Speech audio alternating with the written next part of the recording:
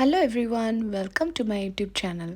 আজি আপোনালোকক দেখাম এটা secret drink for glowing skin যিটো ৰাতিপুৱা শুই উঠি খালে আপোনালোকক পাব এখন সুন্দৰ আৰু সতেজ স্কিন। মই আজি 20 দিন মানৰ পৰা এইটো খাই আছো আৰু ভাল ৰিজাল্টটো পাইছো। যেহেতু ঠাণ্ডা দিনত আমাৰ স্কিনখন ডাল হোৱা দেখা যায়, সেইকাৰণে আমি বিভিন্ন ধৰণৰ ক্ৰীম ইউজ কৰোঁ স্কিনৰ গ্লোটো আনিবলৈ।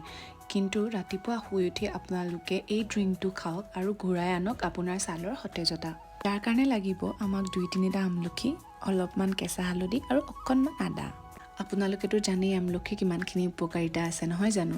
আমলখি চুলি, স্কিন, চকু, পেটৰ বিভিন্ন ধৰণৰ সমস্যাৰ বাবে বহুতেই ভাল আৰু ইফালে কেঁচা হালধি আদায়ো বিভিন্ন ধৰণৰ সমস্যা সমাধান কৰে। কেঁচা হালধি আৰু আদায়ে হজম শক্তিও বঢ়ায় আৰু লগতে স্কিনখন হেল্ডি কৰাটো আপোনালোকক সহায় কৰে আৰু আপোনালোকৰ ইমিউনিটিও ষ্ট্ৰং কৰাত সহায় কৰে কেঁচা হালধি আৰু আদায়।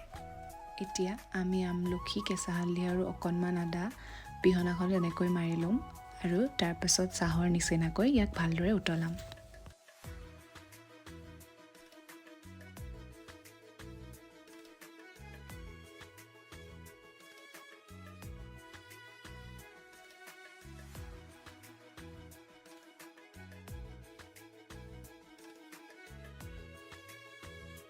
তাৰপিছত ভালদৰে চেকনিৰে চেকি ল'ম আৰু দেখিব এনেকুৱা ধৰণৰ এটা ৰং ওলাইছে। এনেকৈ চাহৰ দৰে ৰাতিপুৱা শুই উঠি আপোনালোকে সদায় খাওক আৰু চাব আপোনালোকৰ অতি কম দিনৰ ভিতৰতে ছালখন সতেজ হৈ পৰিছে। এইটো ট্ৰাই কৰাৰ পাছত কমেণ্ট কৰি জনাব কিবা পৰিৱৰ্তন পাইছেনে নাই পোৱা। যদি ভিডিঅ'টো ভাল লাগিছে লাইক কৰিবলৈ নাপাহৰিব আৰু অন্য এটা ভিডিঅ' লৈ মই পুনৰ আহিম আপোনালোকৰ মাজলৈ। বাই।